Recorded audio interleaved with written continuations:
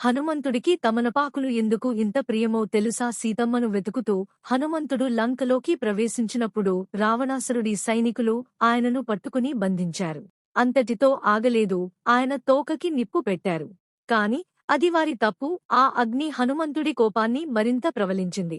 ఆయన ఒక్క దూకుడుతో మొత్తం లంకనే అగ్నికి ఆహుతి చేశాడు. బంగారు లంక క్షణాల్లో బూడిదైపోయింది. అయితే ఆ అగ్నిజ్వాలల వల్ల హనుమంతుడికి కూడా కొన్ని గాయాలు అవుతాయి.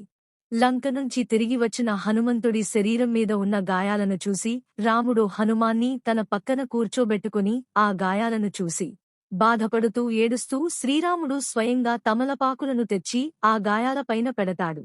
అది ఔషధం మాత్రమే కాదు, అది శ్రీరాముని ప్రేమ.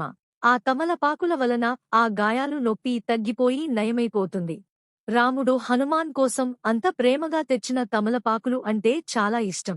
అప్పుడు హనుమంతుడు జాంబవంతుడితో, ఇక నుంచి నన్ను ఎవరైనా కొలవాలి అంటే ఈ తమలపాకులతో ఒక మాల చేసి అర్పిస్తే వాళ్లను నేను అనుగ్రహిస్తాను. వారి కష్టాలను దూరం చేస్తాను.